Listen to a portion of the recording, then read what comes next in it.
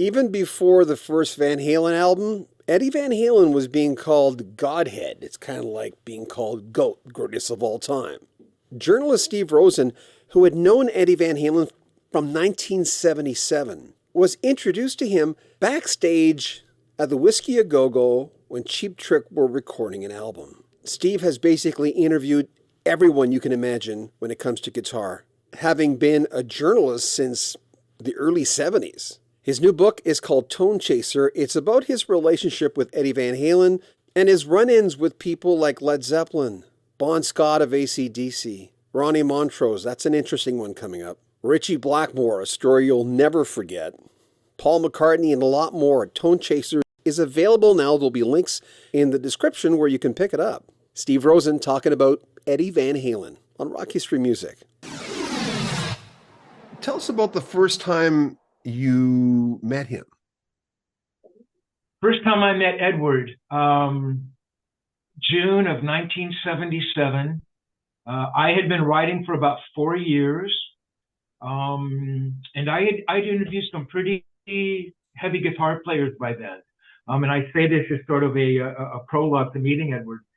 So I had interviewed Jeff Beck, and I'd actually just interviewed Richie Blackmore. I was about to interview Jimmy Page. I'd interviewed John McLaughlin and John Entwistle and Wishbone Ash, who are one of my favorite bands. So I had met a lot of people. So when I met Edward, I didn't really know who he was. I'd heard of Van Halen. Everybody in Hollywood had heard of Van Halen, but I had never heard him play. And I think that was part of maybe that connection thing that happened, because had I heard him play and would have realized what an extraordinary guitar player he was, maybe the dynamic of the conversation takes on a different, a different tone. Maybe I'm a little bit more of a nerd, in awe of the guy, and that kind of thing. So anyway, so it's June 77. Cheap Trick is recording a live record. They're still playing the Whiskey at this time. A year later, they'd record Budokan and blow up. But at this point, they were still playing the 200-seat Whiskey. And I was there with my brother, and we're downstairs, and Michelle Meyer, who was a friend of mine. Michelle booked the Whiskey. She also booked a couple other clubs out in LA, Madame Wong's East and West. Madame Wong's East was a very, very hip, influential club where all these, the burgeoning punk thing was growing, and a lot of these punk bands were playing there.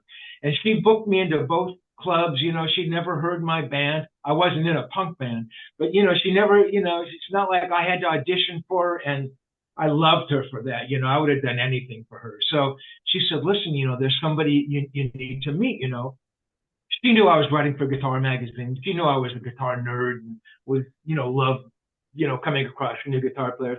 So she walked my brother and I upstairs, and we go up to one of the, grungy Whiskey dressing rooms, and standing there in the corner, smoking his ubiquitous cigarette. This tall, lanky guy, and I mean, and I write about it a little bit, I go, if this guy wasn't in a rock and roll band, he was the poster child for what every guitar player wished they looked like. I mean, he had the great cheekbones, he had the amazing hair, and he had the smile and the physique, man, and the clothes that hung on him so perfectly, I mean, he was just a really amazing looking guy. So Michelle walks me over. Eddie Van Halen, this is Steve Rosen. Steve Rosen, Eddie Van Halen, Godhead. And when Michelle called somebody, forgive me, John, when Michelle called somebody Godhead, that was like her, her description of the super normal, only the true greats, earned the title Godhead. And we just started talking, and the conversation went to Eric Clapton.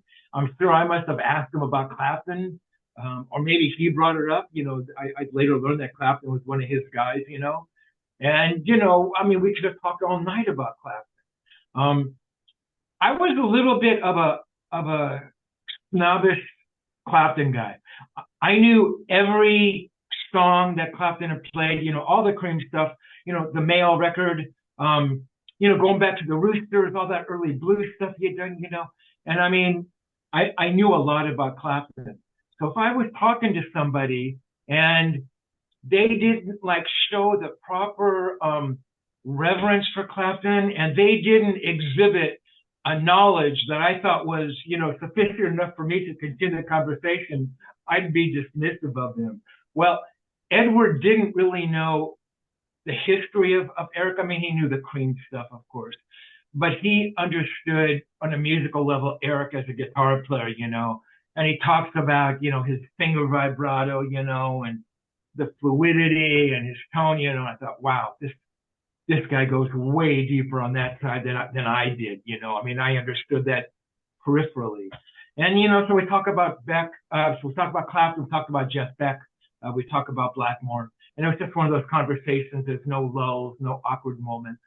And at the end of it, he runs out of the room. I'm going, what did he do? Why did he leave the room? And he comes back and he's got a pen or a pencil or something, and picks up a scrap off the whiskey dressing room floor, and he writes down his phone number. And he goes, hey, it's really good speaking with you. I hope we can meet again. Call me.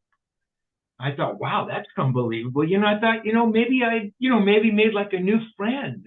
If nothing else, here's a guy who loved Clapton and Beck as much as I did.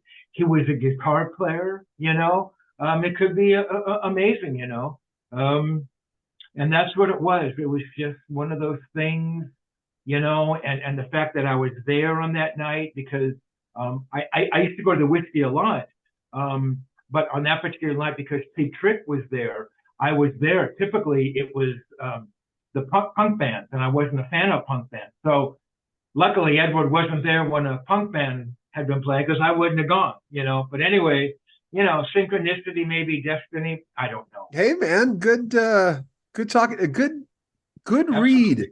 A damn good read. Well, obviously, you come upon it.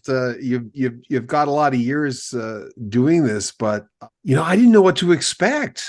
You never do with these things. I've read, as you can imagine, some books where I go, I want to take a nap, and then Kathy's book from the Go-Go's. That was it was more interesting before she got into the Go-Go's, because her life was so sometimes you'll get books like that. We're going, this is so cool. Tone Chaser is the brand new book by Steve Rosen, who knew Eddie Van Halen going way back to 1977. It's a great book on so many different artists. Ronnie Montrose, an interesting run-in with him. Paul McCartney, Joe Cocker, Led Zeppelin, AC/DC, most notably Bon Scott, Ritchie Blackmore. Now that's a colorful story. But mostly Eddie Van Halen, who he knew, like I said, going way, way back before the first Van Halen album was ever released. There's so much inside information in this book. It's one of my favorite books that I've read in a long time, and I really enjoy talking to Steve. His stories are magical, really. There'll be links in the description where you can pick it up. Remember, if you want to contribute to the channel, if you want to make a donation, there are links on every one of our videos to PayPal. You can make a PayPal donation. You can join our Patreon, get early access to all our videos. But remember, subscribe to the channel, like our videos, comment on them, and share them on social media.